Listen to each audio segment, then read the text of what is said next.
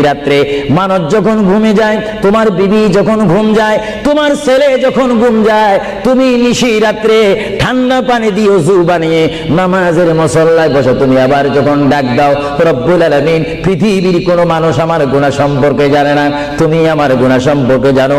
আমি এমন গুনাহ করেছি আমার বিবি জানে না, বিবি গুনাহ করেছে আমি জানি না।